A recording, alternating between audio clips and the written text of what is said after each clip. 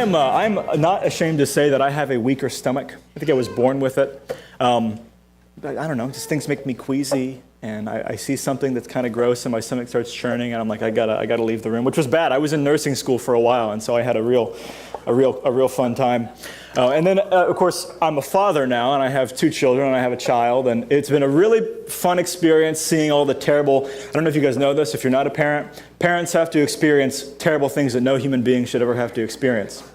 And as a result, that has slowly been called out of me, but just naturally I have a weaker stomach. And so I lose it sometimes, you know what I'm talking about? Do we have any pukers in the room? Pukers? We got a couple of pukers, okay. Semi-regularly, a few times a year, something comes up. Usually for me, if my stomach's even like a little like, oh, I've got a slight stomach bug, I'm in the bathroom. And that's just what it is. And then it's not exactly a calm experience either. It's not like, okay, I've got to lose it and now let's calmly get it out. There's violence happening, typically, when that has to happen for me. And then my wife is the opposite, because she's more of like a petite puker. Like, you know, she has to go, and it's like she's calm and she's under control, and she's like, okay, let's take care of business. It's not crazy. It's all good. She's done. And she's like, okay, oh look, I lost a pound. You know, I'm feeling good. And for me, there's violence happening. We were in Oklahoma a few years back visiting some family, and my wife and I caught a stomach bug. And so throughout the night, we're running back and forth between the bathroom, and she's good. She's sneaking in and out like a ninja, and, you know, doing her thing, and nobody ever knew. And for me, I'm the whole house is waking up, listening to me, having to get out this stuff. It's violent. It's loud. The neighbors are calling the cops. Every dog in the neighborhood starts howling. You know, the next morning they're like, "Were you doing an exorcism in there? What was going on?" And it's a violent thing. It's not a pleasant thing. It's loud. It's terrible. So I want you guys to all say this with me now that you've listened to my rant here. Say it with me. Vomit. Vomit. Okay, you'll understand why I said that later on, and I want to thank you guys for being patient and listening to me go on and on about puking of all things at 10 in the morning. Thanks for working with me. This is no fun without you guys. We are in a message series, for those of you who are with us for the first time in a couple weeks, called The Christian Atheist. The Christian Atheist. And if you've missed the last couple of weeks, I really encourage you to go check it out online, the first 2 weeks, whenever you leave here. But if you've missed any of the previous weeks, you might be thinking, okay, this term seems contradictory. The Christian Atheist, what in the world does that mean? But it's actually a pretty simple idea, and I'll catch you up here. You say, okay, well, what's an atheist? And an atheist is someone who does not believe in God. We all know that. And so therefore it follows that if an atheist does not believe in God, they're going to live their lives as if God does not exist. This is clear. This isn't rocket science here. But a Christian atheist then is someone who actually believes in God, but lives their lives as though he does not exist. And so this is the really interesting idea we've been exploring these last couple weeks. And so this first week we talked about people who believe in God, but do not know God. Believe in God, but do not have a relationship with Him. And then last week we talked about people who believe in God, but do not fear God. And then today, this might be my favorite of the three here. And honestly, this might be the most hard-hitting and convicting of the three. Because today we're going to talk about people who believe in God, but don't want to go overboard. People who believe in God, but don't want to go overboard. This is I believe in God, but I don't want to be one of those Christians that's like a fanatic, and they're crazy about Jesus and all that stuff. This is what we're talking about. So I believe in God, but I don't want to be one of those people that takes it too far, you know. I don't want to go overboard with this Christianity thing. So today will be fun. We're gonna talk out of the book of Revelation for a few minutes, which is always a doozy. We're going to be in chapter 3, if you want to follow along in your own Bibles, and otherwise we'll have it up here on the screen. But really quickly, before we get into the text, I want to give you guys a little bit of context about what we're going to be talking about here in Revelation chapter 3. And what's interesting about Revelation, it's a book you have, if you have 10 people, you'll have 10 different opinions on the book of Revelation. But very simply, in terms of the facts, Jesus wrote 7 letters to 7 different ancient churches in the 1st century AD. Okay, he wrote 7 different letters to 7 different churches. And John recorded those letters, and that's what we have here in this section of the book of Revelation. And so 6 of these churches that Jesus writes to, he has this kind of format. First, he mentions the thing that they're doing right. He says, here's what you guys are doing well. You're doing great. And then he moves into an area that they're not doing so well in. He says, okay, and here's where you need some correction. Here's where you need some guidance. And so he goes, here's a good thing, here's a bad thing, and he goes through each church that way. But there was one particular church where he didn't throw them any kind of bone at all. He didn't say, okay, here's what you're doing well, and now I'm going to ease you into the criticism. He just says, he goes right into the criticism. Okay, he's right into the corrections, and he spends the whole time in this part of the letter telling this church what they're doing wrong. And of course, that's the church we're going to be looking at today. And this particular church was known as the church in Laodicea. Laodicea. You should be happy that I pronounced that correctly because it's a doozy of a word. Laodicea. And really quickly, before we get into what Jesus actually had to say to this church, I want to give you a history of this place really quickly. This place called Laodicea was a very, very wealthy city in the 1st century AD. And in fact, actually, about 35 years before this letter was written to the church, there was a massive earthquake in Laodicea that kind of flattened the city. It destroyed the whole city. But the people who lived there were so incredibly wealthy that they had the entire city rebuilt bigger and better in every way in a 35-year period. So if they're very, very wealthy people and they rebuilt it with grand theaters and massive shopping centers and lavish public baths, which were really popular in that time, massive stadiums. This was the kind of place that had like every amenity, every kind of worldly pleasure. So much wealth in this place. It was in the middle of nowhere, kind of like a Dubai, okay? With so much wealth, with everything you could imagine in terms of material prosperity, okay? And here is what Jesus had to say to this very, very wealthy place, this very wealthy group of people in the church there, okay? This is Revelation chapter 3, starting in verse 15. He says, I know your what? I know your deeds, that you are neither cold nor hot. He says, I wish you were either one or the other, so that because you are, and then here's a very key word for us this morning. He says, because you are lukewarm, neither hot nor cold, I am about to spit you out of my mouth. He says, you say, I am rich, I have acquired wealth, I do not need a thing, but you do not realize that you are wretched, pitiful, poor, blind, and naked. And then Jesus gives a really amazing invitation in verse 20. He says, here I am. I stand at the door and knock. If anyone hears my voice and opens the door, I will come in and eat with that person, and they with me. So Jesus is talking to this church of this very, very wealthy city, the church there in Laodicea. He says, I know your deeds. In other words, I know how you live. He's just saying, I know what you say you believe. I know what you intellectually believe. He says, I know how you actually live your lives. And there's a difference between what you say you believe and the way you're living your life. And what Jesus is actually doing there, he's implying that the way we actually live and the choices we make reflect what we truly believe. And he's not talking about the things we just say we believe. He's talking about, I see how you live your lives. And he says, I know your deeds, that you are neither cold nor hot. And I wish you were one or the other. And so this is a really incredible statement, actually. And I'm sure many of you have probably heard this before. And it's vastly misconstrued, okay? It is a vastly misunderstood statement. It's been confused a lot over the years. But there's actually a very simple way of understanding what Jesus is trying to communicate here. And I want you guys to think about a cup of coffee. Any coffee lovers here? We've got the right people who are raising their hands and the wrong people who have their hands down. Coffee's great, and if you don't agree, then you need to find a new church. So we have coffee, all right? And hot coffee's great. Hot coffee's good. It's wonderful. I love it. And then there's cold coffee. And cold coffee is also great. It's also good. You can have it hot, you can have it cold. It is literally the perfect drink, okay? Then there's coffee that's been sitting on the counter for 4 hours.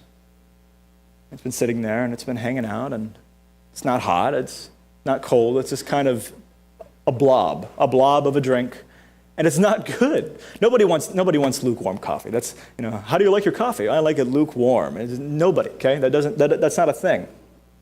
We want our coffee, we like it hot, some like it cold, but you don't go in between. It's gross. And what is so interesting about this particular statement in this particular city, okay, is if you study the ancient history of Laodicea, this is a city that was so far out in the middle of nowhere, it had very serious challenges with getting water into the city, okay? And so the city was so wealthy that they built these very expansive, incredible, modern, or, ancient marvels of waterworks. They had these underwater pipes that would take from a cold spring or a hot spring and bring water into the city.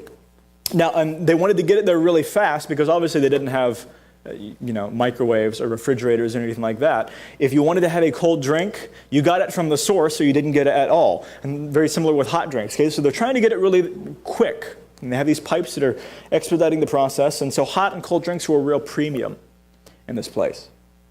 And then if you study religious festivals of the day in Laodicea, because of this water situation, whenever they would have a religious festival, they would serve drinks to people before the people would be preparing their hearts to make a sacrifice.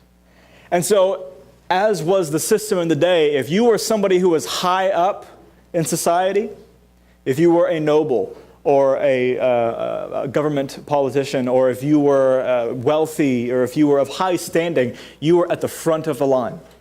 You were first in line, and you got your pick of whatever drink you wanted, hot or cold, and it was exactly as it should be, fresh out of the pipe.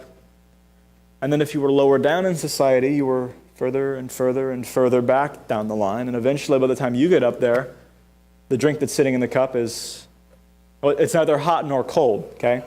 If you were less important, you were further down, and you didn't get your choice of drink. You got a lukewarm beverage. And so Jesus here, we like to think that Jesus just throws out these random images and these random use of imagery, but he's being very, very intentional and specific in the imagery he's painting here for this particular group of people. He's writing to Laodicea, and he's referring to the situation they would understand very well in their culture. He's saying, look, you guys in the church, the effort that you are putting forth to follow me, the effort that you're putting forth, the seriousness with which you approach your Christian faith, your relationship with me. He's saying, it's not cold, it's not hot, it's not worthwhile, it's lukewarm. It's second class, it's the second fruits. You're treating me like a citizen that's low down on the totem pole. I'm far back in line. I'm not getting the hot drinks or the cold drinks from you. I'm getting a lukewarm drink because you don't consider me important enough to put high up your list of priorities. There's other things in your life that take the first drinks. And I'm farther back. You don't consider me important enough to really go after. And so let's go back to verse 16 here. He says, so because you are lukewarm, neither hot nor cold, I'm about to, what? Spit you out of my mouth. And see, here we've come full circle, because you take the Greek word, if you look at the Greek there, the Greek word that's rendered spit in the NIV, and take the Greek word, it's actually only used once in the entire New Testament text. Actually, both the Septuagint and the New Testament, only used once. And the closest translation of this particular word is vomit. It's vomit. Utter rejection is what this word means. Supreme repulsion is what this word means.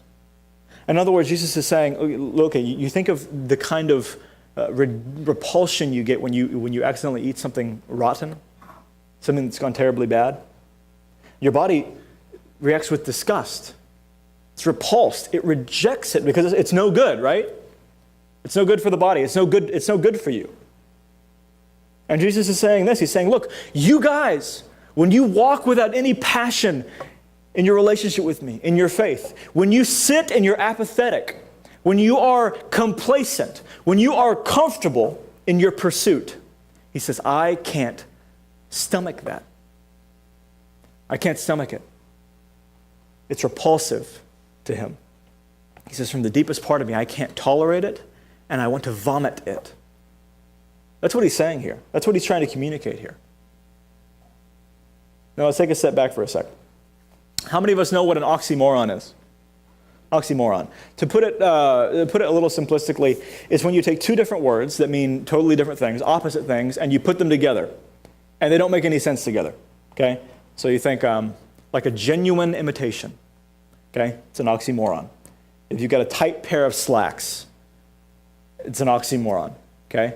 If you've got jumbo shrimp, I was talking to my wife, she's selling jumbo shrimp on a thing. Jumbo shrimp, those are words that are just, they're opposite together. That's an oxymoron, okay? Airline food, Airline food, it doesn't go together. Government efficiency would be another example of an oxymoron. Sorry about that one. I try not to get political. Those are oxymorons, okay? We understand the idea. Opposite words going together that don't fit, they don't make sense together. You guys know what the greatest oxymoron in the history of the world is? Lukewarm Christian. Lukewarm follower of Jesus Christ. Lukewarm disciple of the Lord. That's the greatest oxymoron in history, and that's really the topic of the day we're talking about here. Lukewarm Christianity. Because Jesus doesn't look at that, he doesn't say, and there's lukewarm Christianity, and you know what, you guys just you're not quite hot enough or quite cold enough, you need to up it just a little bit. He doesn't treat it like, okay, well, you're on the right path, just a little bit more and you'll be good. He's repulsed by it. He says, I want to spit you out of my mouth. I want to vomit this. It's repulsion. It's utter rejection. Because that's not a thing. Those words can never go together. They are absolute opposites. And so we take this idea, lukewarm Christian, and it's nice to think about that, but what does that look like in real life? What does that look like? What does a lukewarm Christian look like in reality? And I want to take a second here just to unpackage this idea so that wherever we're sitting, we can be looking at this and it can become real to us, practical to us, this idea. And really, there's all sorts of things we could do to describe this idea. But here's what I did. I put together a list of 5 different qualities of a lukewarm Christian. And I'm sure we could sit down together today and we could probably come up with a list of 50 different qualities. But what I did was I took from my experience in the ministry and from my years of being raised in the church and being around Christians my entire life, I took 7 of what I consider to be some of the more common issues of those who are lukewarm in their Christianity.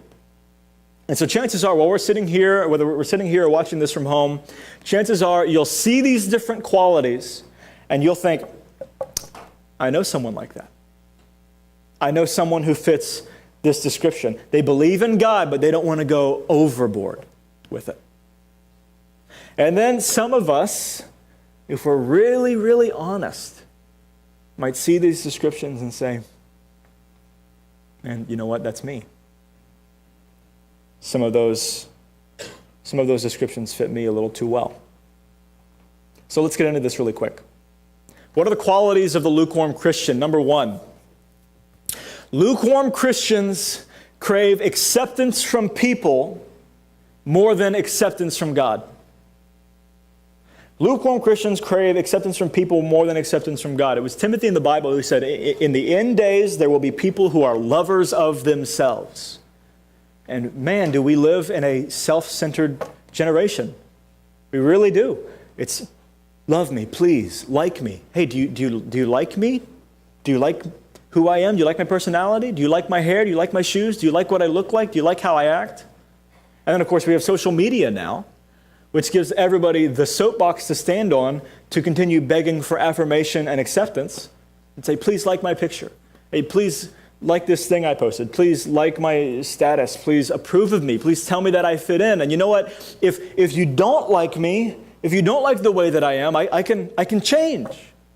I can change that. I can conform to something that you do like. I can change my appearance and my preferences and my personality and my morals because I want to be accepted and I want to be loved. This is the generation we're in. You just browse Facebook for a few minutes and you'll see exactly what I'm talking about. And Jesus actually said, be wary when all men speak well of you. Be wary when all men speak well of you. Be careful. Because if you're actually following Jesus into the kind of life that he lived, at one point or another, you are going to step on somebody's toes. Because there are people out there who want nothing to do with what is true and what is good. And if you are living a life of truth and goodness in the way that Jesus lived it, you're going to step on their toes eventually. He says, you be careful when everyone speaks well of you, because then you're not making any splashes at all. And then many of us, just without even knowing it, this is so deeply ingrained in our culture at this point that I think we don't even recognize it most of the time. We're truly living for the approval of the people around us, whether we know them or whether we don't, more than we are about the approval of God. So that's number 1. The lukewarm Christian craves the acceptance of the people around them more than the acceptance of God. Here's number 2. A lukewarm Christian rarely shares their faith in Christ. Rarely shares the goodness of God with other people. And you say, well, why? And there are a lot of reasons why. And people don't want to be weird, they don't want to be rejected, and they don't want to fail, they don't want to offend people, they don't want to look foolish. But honestly, I'd argue that the heart of the whole problem there is that we don't really believe that the power of the gospel transforms lives. Because if we did, then we'd be praying every single day, God, please give me opportunities to share my faith more. We would get over our fears, and that would be our prayer. And the lukewarm Christian does not at all. The lukewarm Christian does not make any effort to share their faith or to share the reality of the relationship they're experiencing. Lukewarm Christians rarely share their faith. Very quickly, number 3, lukewarm Christians rationalize their sins. Lukewarm Christians rationalize their sins. And we live in a day where, this is the thing. How can we take this idea and rename it or rebrand it so that it doesn't seem as bad? How can we take this terrible thing and make it acceptable in our culture now? And so, of course, we have adultery, which is no longer called adultery. You don't hear that term very much anymore, do you? You hear an affair. And that's a lot better, right?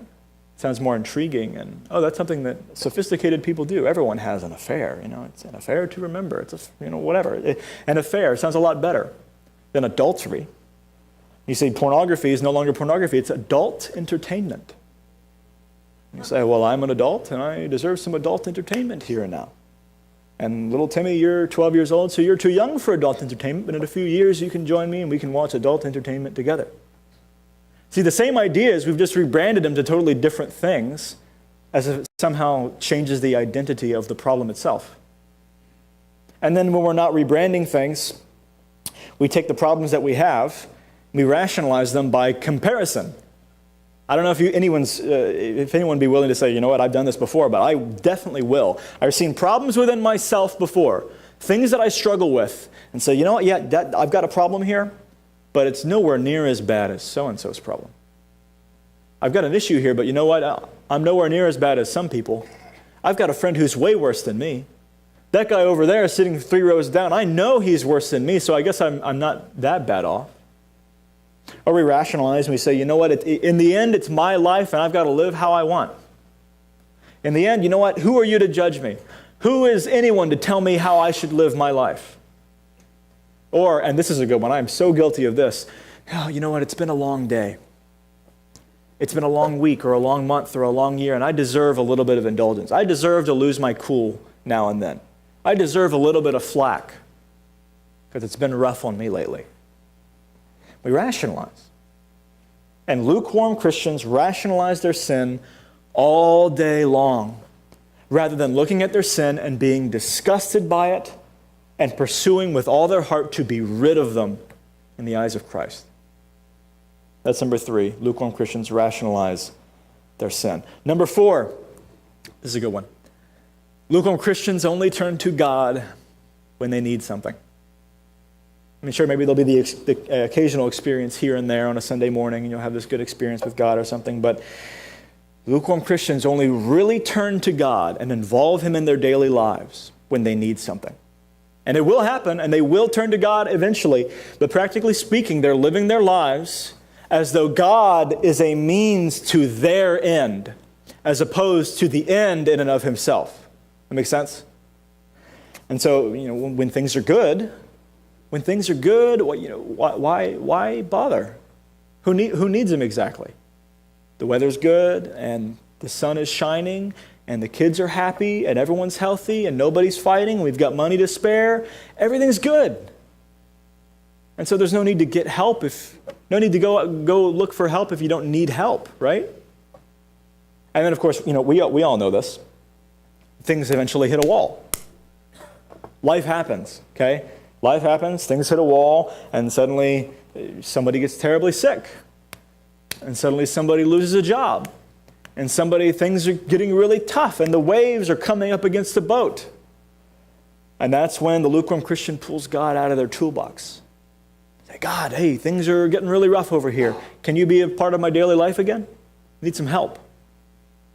Because lukewarm Christians deep down view God as someone who exists to help them with their lives, as opposed to being the one whom they owe their lives to. You pull God out of the toolbox, and once the problem's fixed, you just put God back in there for a later date to use when you need to again, when things get rough again for the next emergency. It's the idea of believing in God and using Him for our benefit, but not being involved with Him on a daily relational basis. It's involving Him when we need something, and then putting Him back on the shelf when we don't. So that's number 4. Lukewarm Christians only turn to God when they need something. And lastly, number 5 here. The lukewarm Christian, honestly speaking, is just not that much different from everyone else. Just not that much different from the rest of the world. And let's be honest, the lukewarm Christian just watches the same stuff that everyone else watches.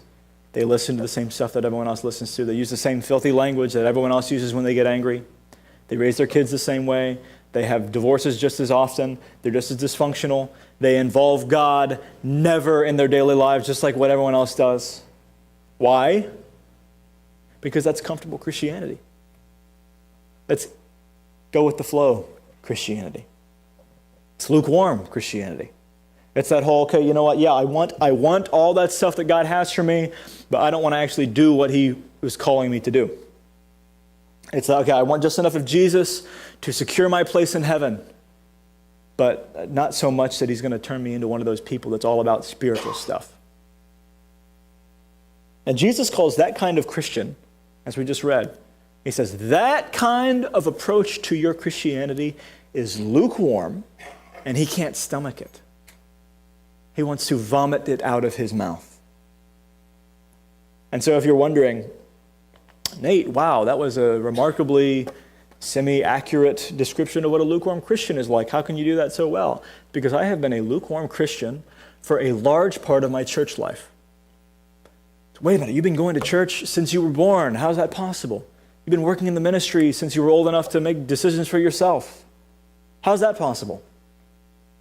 Because I've substituted other things in place of God. I've done the church thing. I've done the ministry thing. I've led groups. And I've even had periods where I have sat in front of people and taught the things of God, taught about relationship with God and following God and learning about God, and taught theology and taught classes and led prayer groups and had counseling sessions. And my relationship with God was dead and connected because I had replaced ministry with Jesus Christ. And the ministry was my God, and the ministry was my priority. But in line of terms of things of what was getting my hot and my cold, Jesus was far down the line, and He was getting my lukewarm. And I woke up one day, I said, I'm what Jesus is talking about here. I'm a lukewarm Christian. Relationship with Him is far down my list. And I don't want to go overboard. I'm not hot, I'm not cold, I'm comfortable. I'd even convinced myself that comfortable was the feeling that it should be. Oh, well, yeah, I had a period of pursuing God, but now that I've arrived, I don't have to pursue Him anymore. I can just be comfortable living my life. I can be complacent. I can sit around. I can stop the pursuit. And that was a terrible, terrible lie. And it led to wasted years and failed attempts. And tragically, I think this is where a lot of people in our nation are today.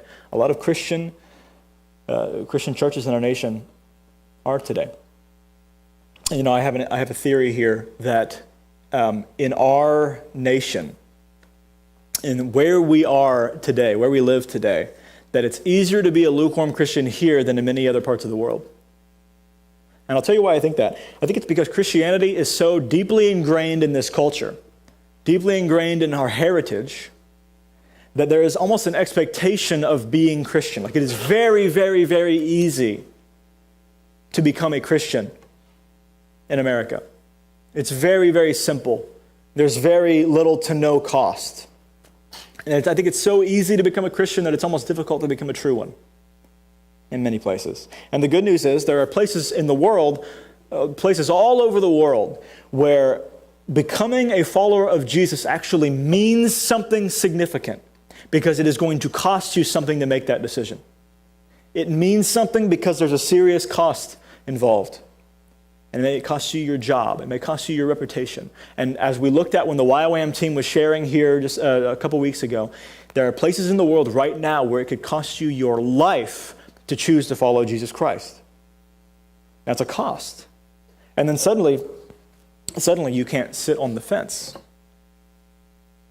You can't sit on the fence because even considering Christianity is dangerous. And either you are in or you're out. You're all in or you're all out. And there's no scales of Christianity. Jesus didn't say, okay, you guys are lukewarm, but just a few more scales upward and then you'll be in a good place. He said, I want to spit you out of my mouth. You aren't even the church. You are lukewarm Christians. That's not even a thing. You can't follow me with a lukewarm heart, a lukewarm passion, with complacency and comfortableness.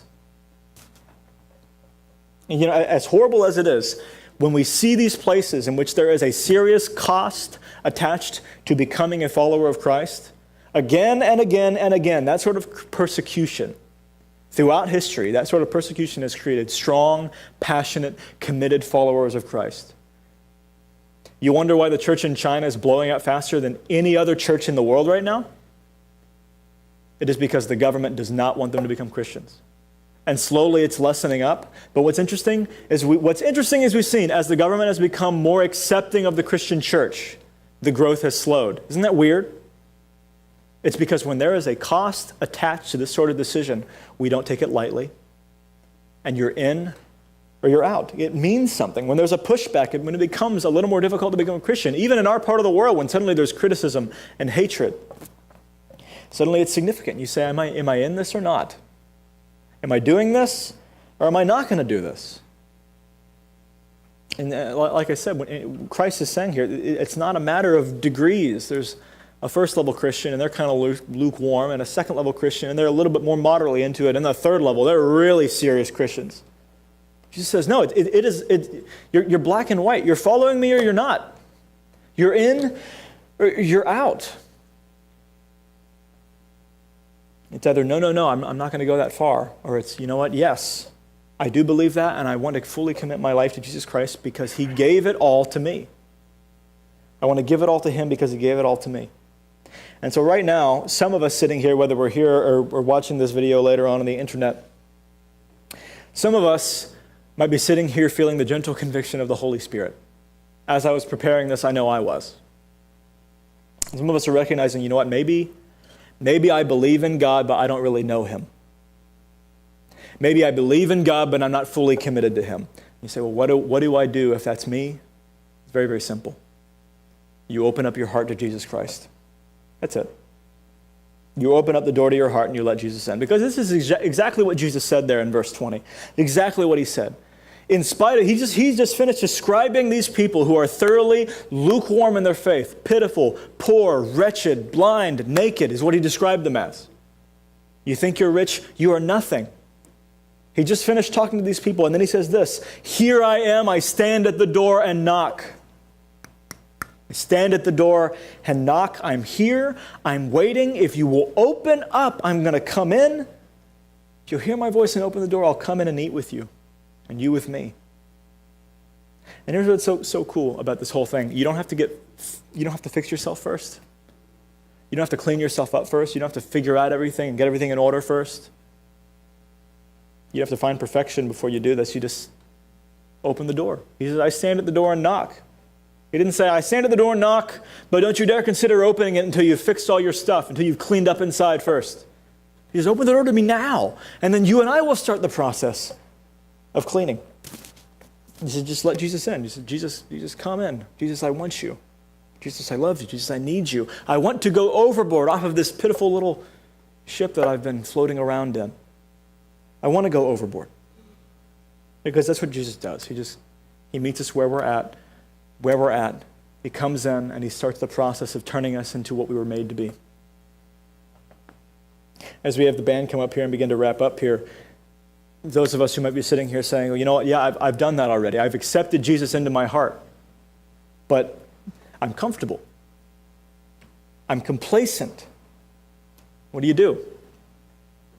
Here's what you do. All you recognize is that Jesus is still there, and you run to him. That's all you do. You pursue him. That's it. The difference between complacency and passion in Christianity is whether you are pursuing Jesus or not. This is a lesson I've had to learn again and again and again. Going to church is not a substitute. Doing ministry is not a substitute. Serving, giving, mentoring, pastoring, teaching, none of those things are substitutes for pursuing relationship with Jesus Christ. They're not substitutes, and they never will be. The difference between complacency and comfortableness in your Christianity, the difference between sitting and waiting is standing up and running toward Jesus Christ. That's it. And so for me, I came to that realization, and I came to a crossroads, and I say, am I going to sit around for longer and continue to waste my life sitting in lukewarm water? Or am I going to stand up, get out, and start running toward Jesus Christ or not? What's my choice going to be? And am I going to continue staying there, having a good day, having a bad day, doing okay, coming to church, having a good feeling on Sunday morning, and then going back into my daily life and going through the struggle of daily existence? Or am I going to stand up and start running towards Jesus Christ? That's the difference. That's the choice we face.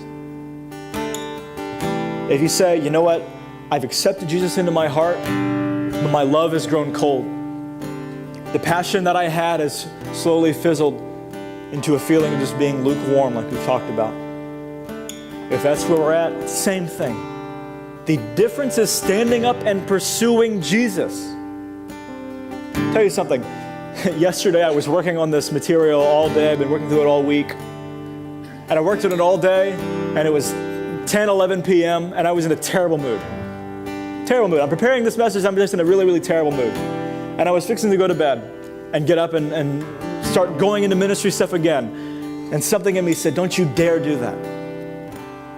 And so I sat down on my computer and I just started journaling and writing out to God, and I started praying to God and saying, God, I don't want to do this stuff disconnected from you. I don't want to do ministry disconnected from you. And I sat and I was with him and I pursued him. And I didn't leave that point until he met with me. See, everything I do suddenly has meaning and purpose, and I see the big picture again. If when I'm pursuing God instead of sitting and being complacent, that's the difference. That's it. So as we pray to close this out, Father,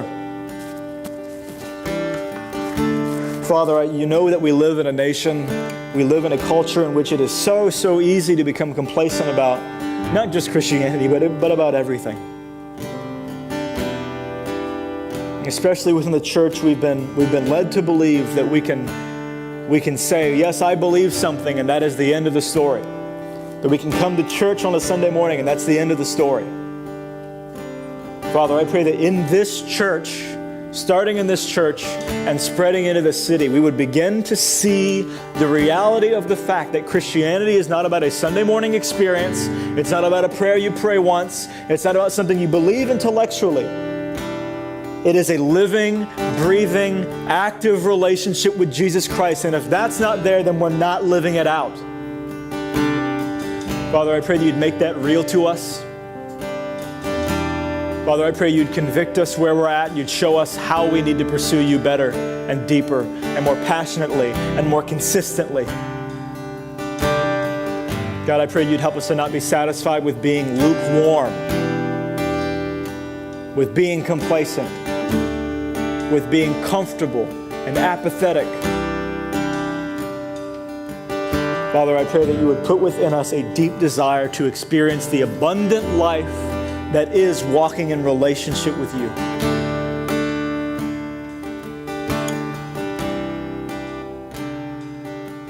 We love you, Father. Amen.